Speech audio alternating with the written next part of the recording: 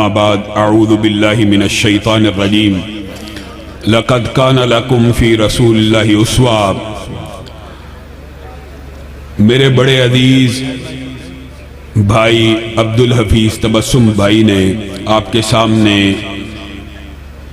मुझे हम कलाम होने का मौका इनायत फरमाया। उससे कबल बरादर नुमान ज़िया फ़ारूकी साहिब आपसे हम कलाम थे और कह रहे थे झंडे का रंग भी एक है, लाइनें भी एक हैं, एक वक्त आएगा वो लाइनें भी ख़त्म हो जाएंगी। तो मैं उन्हें ये बात कहता हूँ कि अल्लाह के फजल करम से लाइनों का इख्तलाफ पहले ही ख़त्म हो चुका।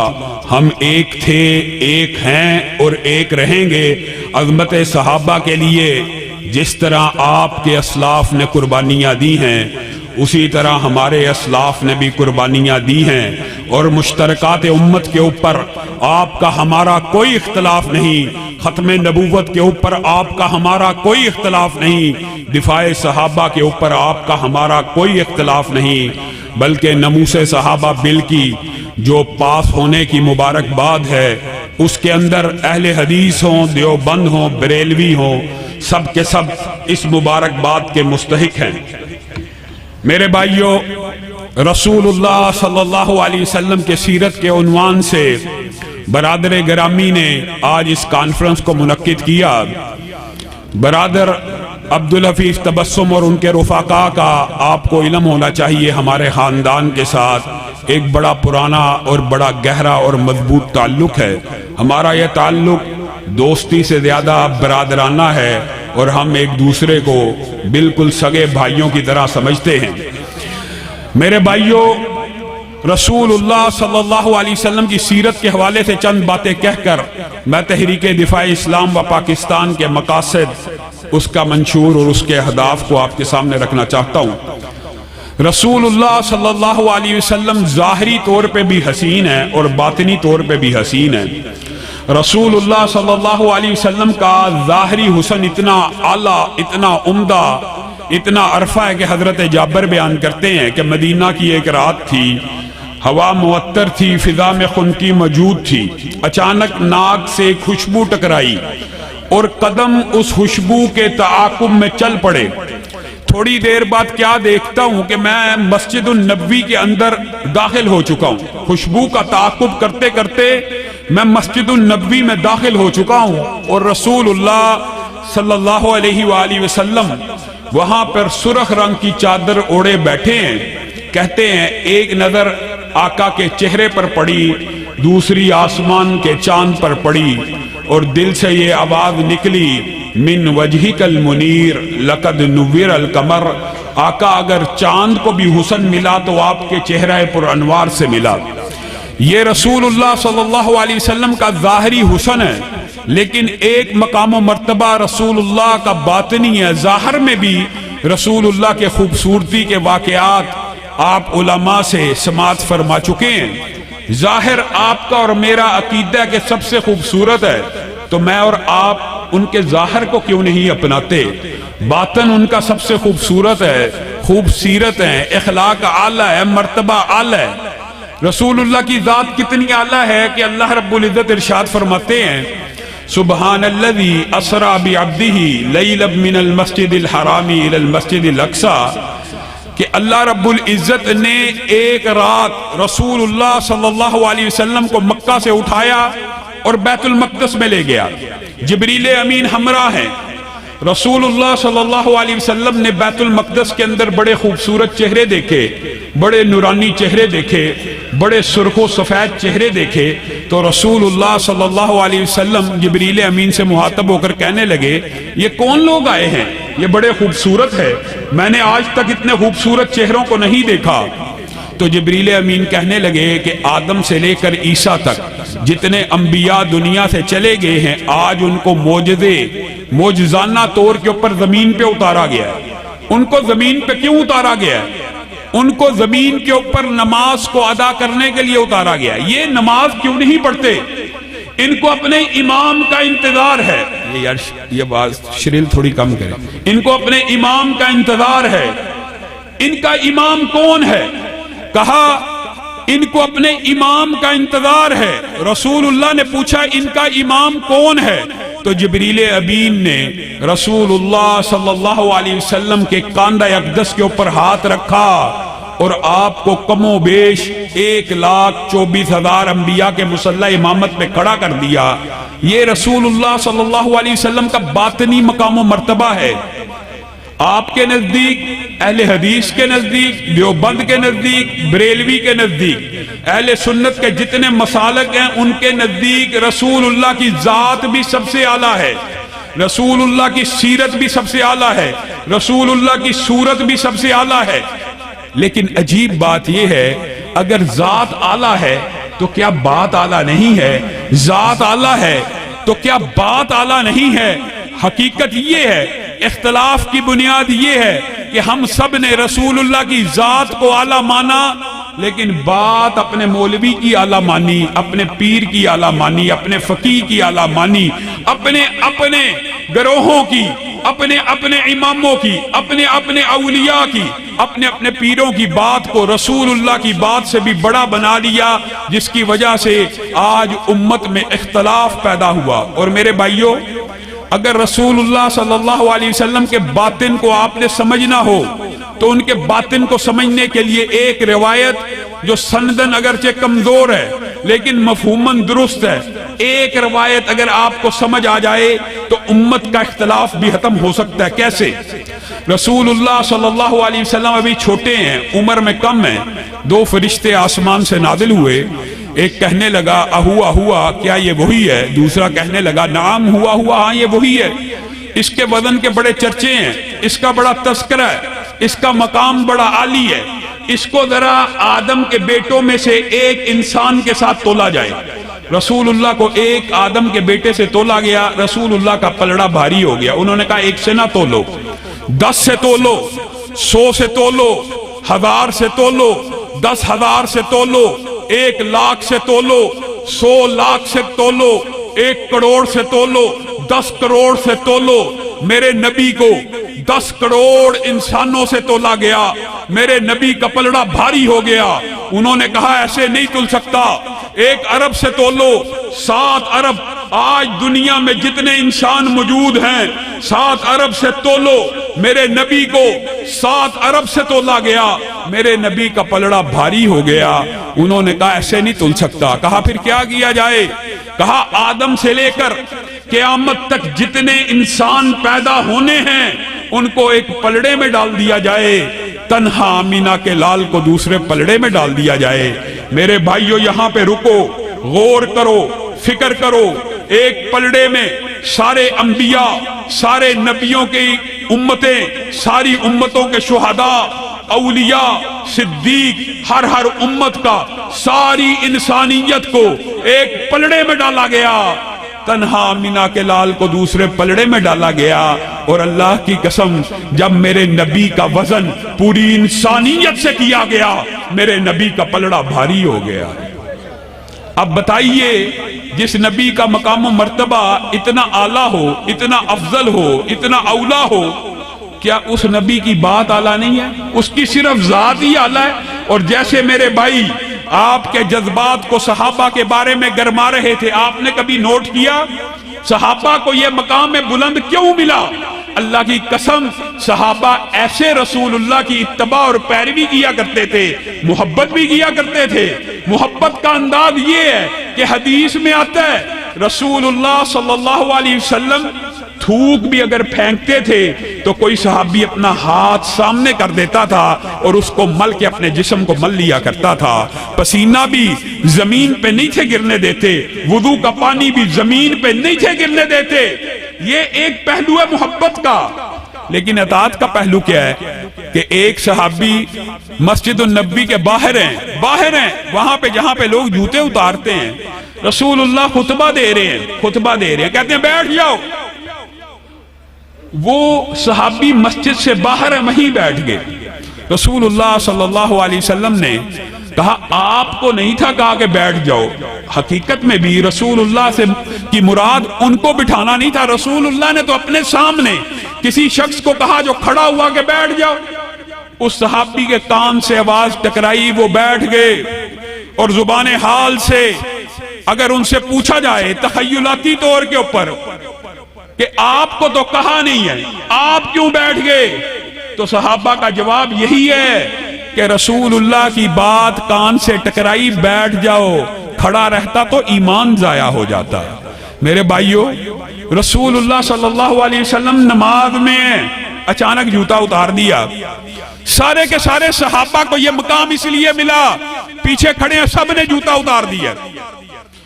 رسول اللہ نے کہا مجھے تو آ کے جبریل امین نے خبر دی تھی کہ آپ کی جوتی کو کوئی ایسی نامناسب چیز لگی ہوئی ہے، آپ اتار دیں، آپ نے کیوں اتاری؟ تو پھر وہی بات ہے کہ صحابہ کا جو ایمان ہے، جو اتباع ہے، وہ اس بات کے اوپر دلالت کرتی ہے اللہ کے رسول آپ نے اتار دی، ہم پہنے رکھتے تو ایمان ضائع ہو جاتا۔ اور صحابہ رسول اللہ صلی اللہ علیہ وسلم کی بات سن کر کس طرح عمل کیا کرتے تھے، یہ ہمارے لیے نمونہ ہے۔ قبلتین کی جو مسجد ہے، آپ سب نے، اللہ تعالی ہم سب کو مدینہ کی اور مسجد النبی کی زیارت نصیب فرمائے۔ قبلتین وہاں پہ ایک مسجد ہے جس کو کہتے ہیں دو قبلوں والی مسجد، اس کا نام اس لیے پڑا کہ یہاں پہ نماز ہو رہی ہے، ایک آنے والا آیا اور کہنے لگا میں نے رسول اللہ صلی اللہ علیہ وسلم کے پیچھے نماز پڑھی ہے، وہ بیت المقدس کی بجائے خانہ کعبہ کی طرف منہ کر کے نماز پڑھے۔ یہاں پہ یہ حالت رکوع کے اندر ہیں، حالت رکوع کے اندر ہی قبلہ بدلا۔ امام کو آپ بتائیے کیسی دقت اور تکلیف ہوئی ہوگی اگر پوچھنے والا پوچھتا کہ رفع یدین کر کے سمیع اللہ کر کے قبلہ بدل لیتے تو کیا فرق پڑ جاتا؟ تو ان کا جواب بھی صحابہ کا یہی ہوتا کہ رسول اللہ کے فرمان کو سننے کے بعد رکوع سے سر اٹھاتے تو ایمان ضائع ہو جاتا۔ میرے بھائیو، رسول اللہ صلی اللہ علیہ وسلم کی ذات بھی اعلیٰ ہے، رسول اللہ صلی اللہ علیہ وسلم کی بات بھی اعلیٰ ہے، لیکن عجیب بات یہ ہے کہ ہم کلیم کرتے ہیں کہ ہم اہل سنت ہیں، ہم رسول اللہ کی سنت کو بڑا مانتے ہیں، ہم اہل حدیث ہیں، ہم رسول اللہ کی حدیث کو بڑا مانتے ہیں۔ آج آپ سے بھی کچھ گلہ کرنا ہے، وقت بہت زیادہ ہو چکا ہے، آپ کو آپ کی تکلیف کا مجھے احساس ہے، اس لیے بات کو مختصر کرتا ہوں۔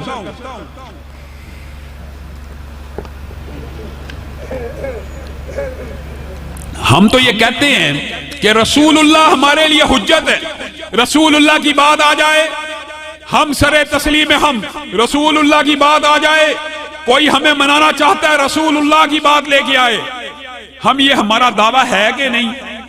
دعویٰ موجود ہے، لیکن عمل کیا ہے؟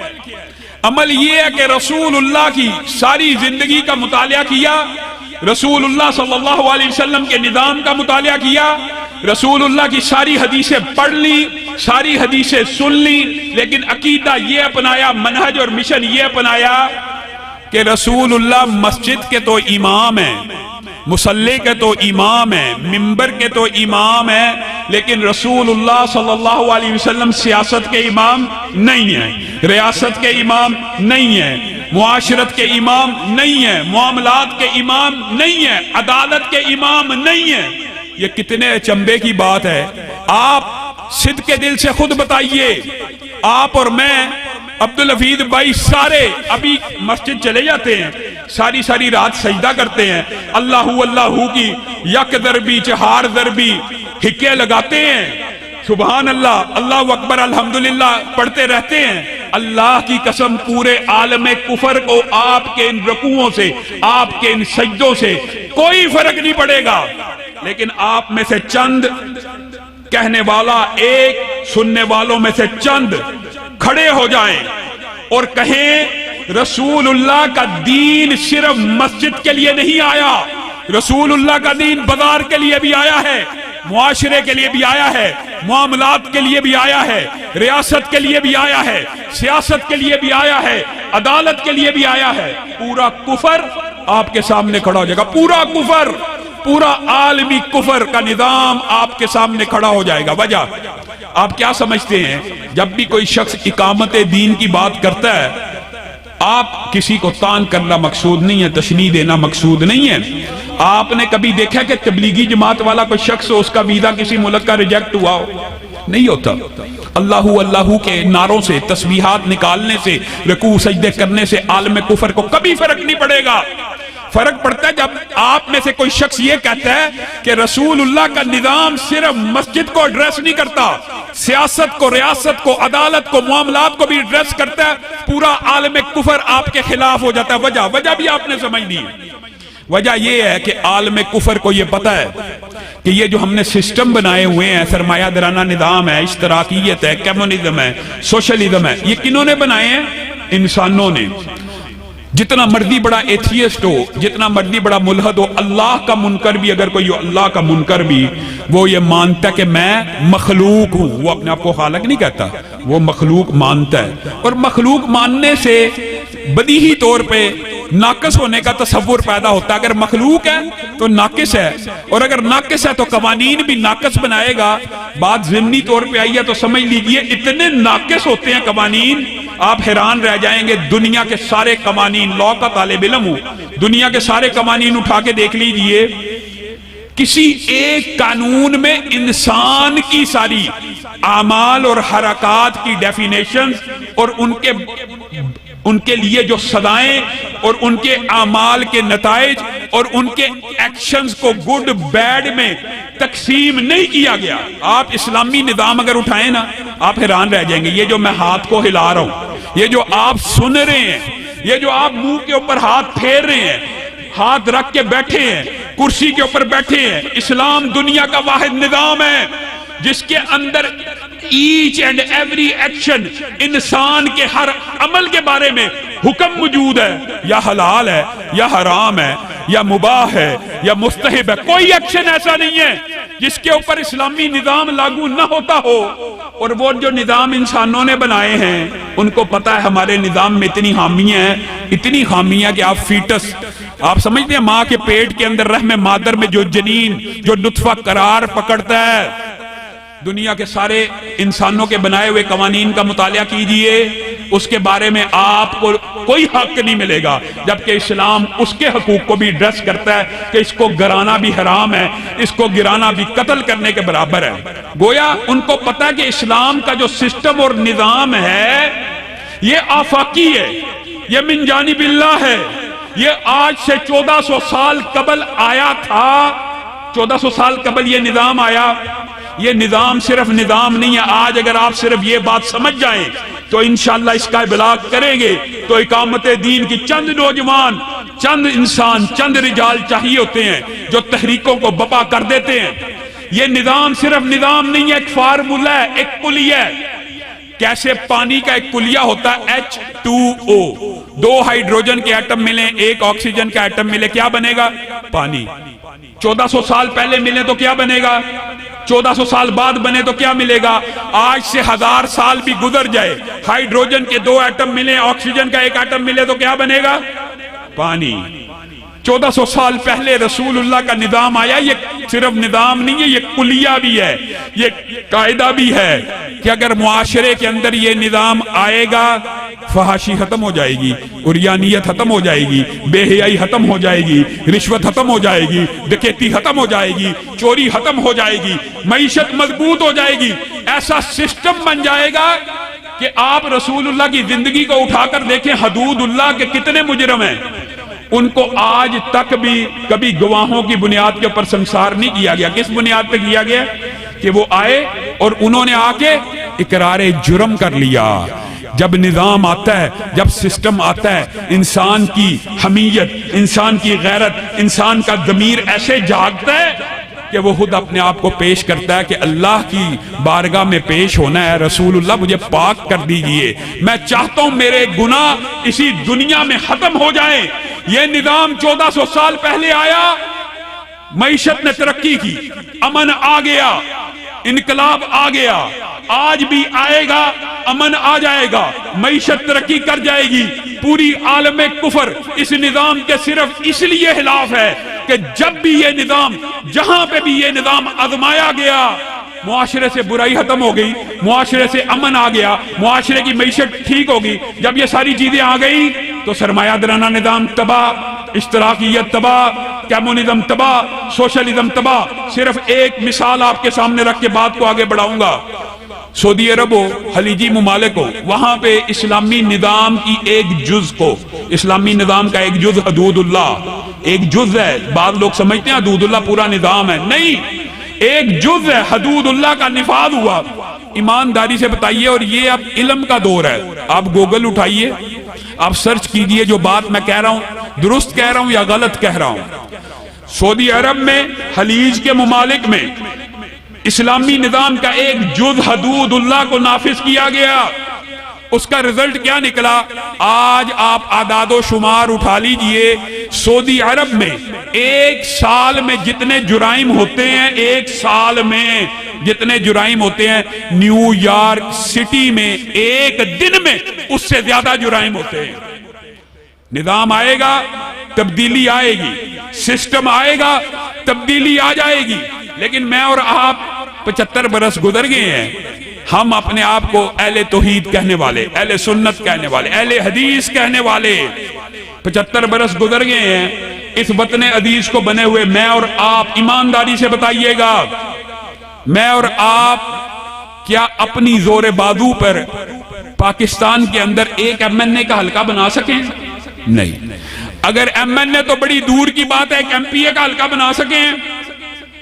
ایم پی اے تو بڑی دور کی بات ہے. ایک یونین کونسل آپ اپنی قوت بازو سے نہیں جیت سکتے. وجہ کیا ہے؟ آپ نے وجہ بھی تو ڈھونڈنی ہے. وجہ یہ ہے، وجہ بھی سن لیجئے.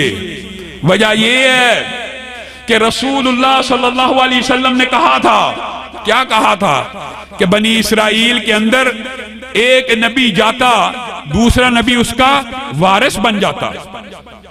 میری امت میں نبی نہیں آئیں گے، میری امت میں نبی نہیں آئیں گے، میری امت میں علماء آئیں گے. میری امت میں علماء، اور وہ علماء میرے کیا ہوں گے؟ وہ علماء کیا ہوں گے؟ وارث ہوں گے. کیا وہ صرف منبر رسول کے وارث ہوں گے کہ سیاست رسول کے وارث بھی ہوں گے، خلافت رسول کے وارث بھی ہوں گے، معاشرت رسول کے وارث بھی ہوں گے، معاملات رسول کے وارث بھی ہوں گے؟ میں نے اور آپ نے اپنے آپ کو سرمایہ درانہ نظام کے گند میں اس طرح ڈال دیا کہ آج کوئی مولوی منبر رسول کے اوپر بیٹھ کے یہ گفتگو کرے، آپ کہتے ہیں مولوی صاحب سیاسی گفتگو کر رہے ہیں. سیاسی گفتگو کس کو کرنی چاہیے؟ سیاسی گفتگو جی چور کرے، لٹیرا کرے، وڈیرا کرے. جب سیاسی گفتگو آپ چاہتے ہیں چور کرے، لٹیرا کرے، وڈیرا کرے، تو ایماندار کہاں سے آئے گا؟ دیندار کہاں سے آئے گا؟ عالم دین کہاں سے آئے گا؟ رسول اللہ صلی اللہ علیہ وسلم اپنے بعد ایمانداری سے آپ نے بتلانا ہے. اپنے مسلح کا امام کس کو بنا کے گئے ہیں؟ ابو بکر کو بنا کے گئے ہیں. کیا ابو بکر صرف مسلح کے امام تھے کہ ریاست کے بھی امام تھے؟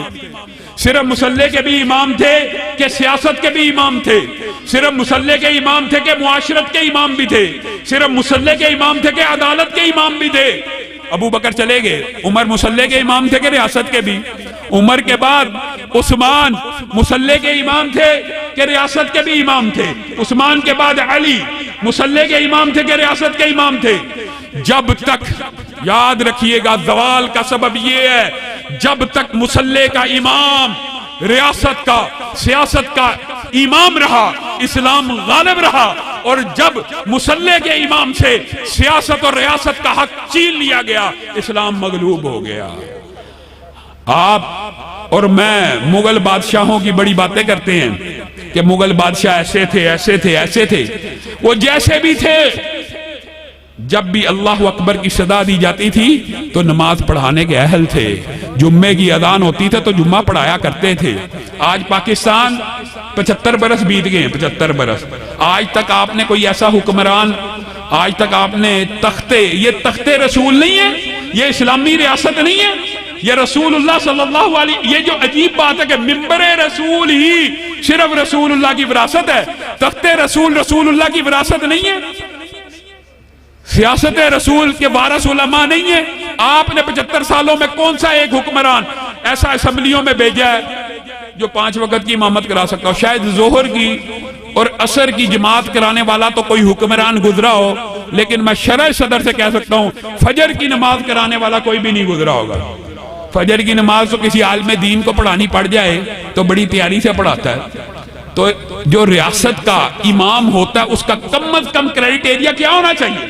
کم از کم وہ 5 وقت کی امامت کروا سکے، کم از کم خطبہ جمعہ ہی دے سکے، لیکن میں اور آپ ہم نے سرمایہ دارانہ نظام کو، آپ کس کے بندے ہیں جی؟ میں جی پی ٹی آئی کا بندہ ہوں۔ آپ کس کے بندے ہیں جی؟ میں جی نون لیگ کا بندہ ہوں۔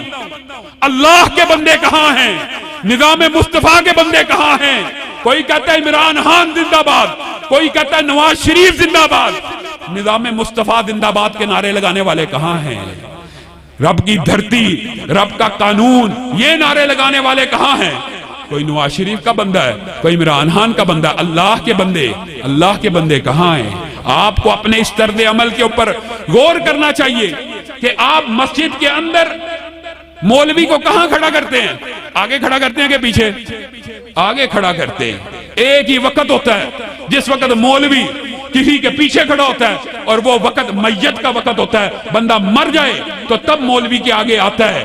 علماء کا یہ مقام و منزلت تھی، علماء کی یہ ذمہ داری تھی کہ علماء اس بات کا ابلاغ معاشرے میں کرتے کہ جیسے منبر رسول کا آپ نے وارث تو مولوی کو سمجھ لیا، لیکن تخت رسول کا اور سیاست رسول کا اور ریاست رسول کا وارث آپ نے مولوی کو نہیں سمجھا۔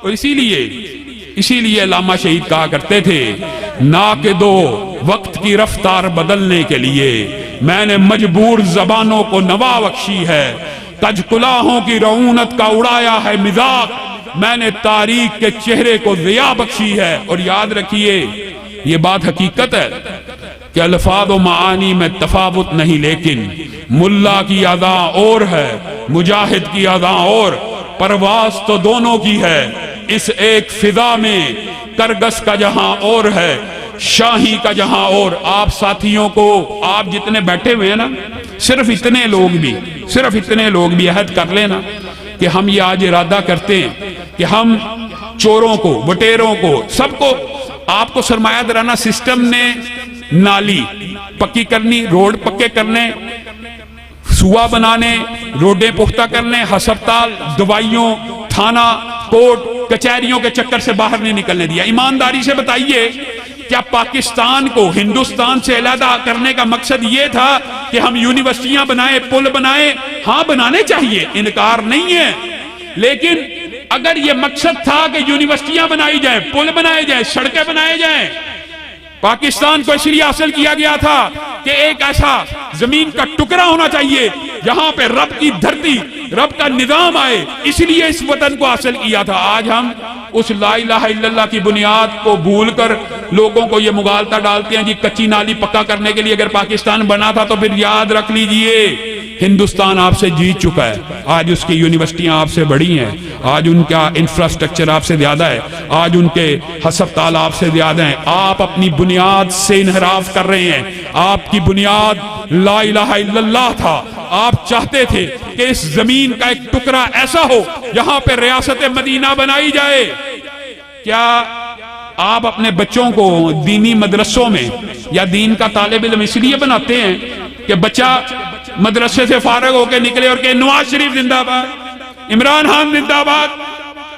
دین کا طالب علم ہو، دکھ ہوتا ہے۔ میں یہ نہیں کہتا اتحاد کرنا حرام ہے یا اتحادی سیاست کی اسلام میں گنجائش موجود نہیں ہے، یہ نہیں کہتا، لیکن ایک عالم دین کو، ایک مذہبی رہنما کو، ایک اقامت دین کی آواز کو کیا زیب دیتا ہے وہ کسی سیکولر اور لبرل انسان کے بارے میں کہ نواز شریف زندہ باد، عمران خان زندہ باد؟ ٹرانسجنڈر بل آپ کے سامنے پیش ہوا، تینوں پارٹیاں ملوث تھیں، تینوں پارٹیاں۔ آپ سے سروے کر لیں، آپ سے بھی پوچھا جائے، آدھوں نے پی ٹی آئی کو ووٹ ڈالا، آدھوں نے نون لیگ کو، چند ہوں گے جنہوں نے بیچاروں نے جماعت اسلامی کو یا مذہبی جماعتوں کو ووٹ ڈالا۔ وہ جو تینوں پارٹیاں، پیپل پارٹی، نون لیگ اور پی ٹی آئی نے مل کے ٹرانسجنڈر بل منظور کیا، کسی عالم سے، میں نہیں کہتا مجھ سے، کسی عالم سے فتویٰ لے لیجئے، کسی عالم سے۔ آپ اس گناہ میں شامل ہیں کہ نہیں ووٹ ڈال کے؟ جائیے کسی عالم سے فتویٰ لے۔ آپ بجائے یہ کہ اپنی قبر کو روشن کریں اپنے نیک اعمال سے، آپ لوگوں کے گناہ اپنے پلے میں ڈالنا چاہتے ہیں۔ آپ صرف جتنے بیٹھے ہیں اللہ کی قسم ارادہ کر لیں، پختہ ارادہ، آپ سینکڑوں کی تعداد میں بیٹھے ہوئے ہیں، صرف ارادہ کر لیں، نیت کر لیں کہ ہم نے مثال دے رہا ہوں، ایک MNA کی سیٹ نہیں نکلتی، ایک MPA کے حلقے کے اندر 20-25 ہزار گرد و نواح سے اہل حدیث کے، دیوبند کے، اہل اسلام کے، اسلام پسندوں کے ووٹ ایک حلقے میں منتقل کرنے ہیں۔ یہ کوئی لمبا کام نہیں ہے، 3 ماہ کے اندر اندر ہو سکتا ہے، لیکن آپ ارادہ تو کریں، آپ اس سوچ کو، اس نظریے کو، اس ویژن کو۔ اور MPA مثال دے رہا ہوں، کئی علاقے ہیں جہاں پہ آپ 20,000 ووٹ نہیں اکٹھا کر سکتے پورے ضلع سے بھی، وہاں پہ ایک یونین کونسل کے 3,000 ووٹ تو ایک جگہ پہ مجتمع کر سکتے ہیں کہ نہیں؟ وہ وقت کب آئے گا کہ جب آپ لوگ بھی اپنی قوت اور طاقت سے، اللہ کی قسم اگر آپ ایک یونین کونسل سے بھی ابتدا کر دینا، ایک یونین کونسل سے، تو یہ چور لٹیرے وڈیرے آپ کے پاؤں آ کے پڑ جائیں گے، ایک ہی کر رہے ہو آپ کا کام۔ آپ جو سمجھتے ہیں ہمارا کام نہیں ہو رہا، آپ کا کام چٹکیوں میں ہوگا، اور دین کا بھی فائدہ آپ غور کریں۔ مولانا فضل الرحمان نے KPK کے اندر اپنے حلقے بنا لیے، 75 سال گزر گئے اہل حدیثوں کا پنجاب میں جی بڑا ووٹ بینک ہے، لاکھوں اہل حدیث جی قصور میں جی، لاکھوں جی گجرانوالہ میں ہے، وہ اہل حدیث ہیں، لیکن وہ کوئی PTI کا اور کوئی نون لیگ کا۔ وہ جو حلقے کبھی ہمارے آباء و اجداد کے پکے ہوا کرتے تھے، آج وہ بھی حلقے نہیں رہے، کوئی نون لیگ کا حلقہ بن گیا، کوئی PTI کا حلقہ بن گیا۔ افسوس، بے شمار سہن ہائے گفتنی، خوف فساد خلق سے نہ گفتہ رہ گئی۔ کسی کو تان کرنا، تشنیع کرنا مقصود نہیں ہے۔ آج آپ کو ہماری یہ آواز نکارخانے میں توتی کی آواز لگ رہی ہوگی، لیکن ایک وقت آئے گا، میں دعویٰ کرتا ہوں ایک وقت آئے گا، گھر گھر سے یہ صدا نکلے گی، یہ آواز اٹھے گی، اور آپ اس وقت یہ سوچیں گے ایک وقت تھا جب کسی نے ہمارے کان میں اس بات کی اذان دی تھی، جب تک اپنے پاؤں کے اوپر کھڑے نہیں ہوگے، اپنی قوت کو مجتمع نہیں کرو گے، اگر بکھرے ہوئے ہو مل جاؤ، بکھرے ہوئے ذرات ہو تو مل جاؤ کہ صحرا نظر آئے، بکھرے ہوئے قطرات ہو تو مل جاؤ کہ دریا نظر آئے۔ اور پھر جب یہ دریا جھوم کے اٹھتے ہیں تو تنکوں سے ٹالے نہیں جاتے۔ اور علامہ شہید ہی کے الفاظ میں، دار و رسن کی گود کے پالے ہوئے ہیں ہم، سانچے میں مشکلات کی ڈالے ہوئے ہیں ہم، وہ دولت جنوں کے زمانے سے اٹھ گئی، اس دولت جنوں کو سنبھالے ہوئے ہیں ہم۔ برادر اکبر بھی آپ کے کانوں میں اس بات کی اذان دے رہے، میں علامہ شہید کا ادنا بیٹا آپ کے کانوں میں یہ آواز دے رہا، صدا دے رہا، اذان دے رہا، اٹھ جائیے، اٹھیے، بیدار ہو جائیے۔ کیا آپ ختم نبوت کی اس جد و جہد میں ہمارا ساتھ دینے کے لیے تیار ہیں؟ دفاع صحابہ کے لیے، اس کاز کے لیے۔ اور ایک بات کہہ کے اپنی بات کو ختم کروں گا، بعض لوگ کہتے ہیں جی یہ جی سیٹ حاصل کرنے کی جد و جہد ہے۔ اللہ کی قسم، سیٹ کو حاصل کرنا ہو، کسی بھی سیکولر پارٹی کی طرف سے الیکشن لڑ لیا جائے، اور دل میں خیال آتا ہے کہ الیکشن لڑ لیا جائے، اتحادی سیاست کو حرام بھی نہیں سمجھتے، لیکن یہ رستہ کٹھن ہے، یہ رستہ مشکل ہے، یہ رستہ۔ اور میں ایک بات آپ کو اور بتلانا چاہتا ہوں کہ ہم جیت گئے تو بھی، اور اگر نہ جیتے پھر بھی ایمانداری سے بتلائیے، آپ کے سامنے ہماری زندگی ہے۔ کیا دفاع صحابہ کے لیے ہمیں کسی سیٹ کی ضرورت ہے؟ کیا ختم نبوت کے دفاع کے لیے کسی سیٹ کی ضرورت ہے؟ کیا حرمت قرآن کے دفاع کے لیے کسی سیٹ کی ضرورت ہے؟ اللہ کے فضل و کرم سے ہم منبر رسول کو کئی سیٹوں سے افضل سمجھتے ہیں، اور یہ جو سیٹیں ہیں یہ منبر رسول کی تقدس کا مقابلہ نہیں کر سکتی، لیکن آپ کو برادر عبدالحفیظ تبسم بائی کی اور تحریک دفاع اسلام کے جو یہاں پہ نمائندگان ہیں، ان کی بات کے اوپر کان کو دھرنا ہوگا۔ اپنے ووٹوں کو ایک حلقے کے اندر ایک یونین کونسل سے ابتدا کر کے، ایک یونین کونسل سے ابتدا کر کے اول اس کے اندر اپنے ووٹوں کو ٹرانسفر کر کے اپنی جتھے سازی، اپنی دھڑے بندی، اپنی قوت کو مجتمع کرنا ہوگا۔ یہ ہمارا قانونی حق ہے، آئینی حق ہے۔ جس طرح قانون اور آئین ہمیں احتجاج کا حق دیتا ہے، ووٹ لینے کا حق بھی دیتا ہے۔ ہم بلٹ کے ذریعے نہیں، ہم نوجوانوں کو بلٹ کے ذریعے نہیں، بیلٹ کے ذریعے تبدیلی کا رستہ دکھا رہے ہیں، اور بیلٹ کے ذریعے بھی آپ تبدیلی لا سکتے ہیں، لیکن کب؟ جب آپ ہماری اس آواز کے اوپر، اس صدا کے اوپر لبیک کہیں۔ سبحان ربک رب العزت عما یصفون وسلام علی المرسلین والحمد للہ رب العالمین۔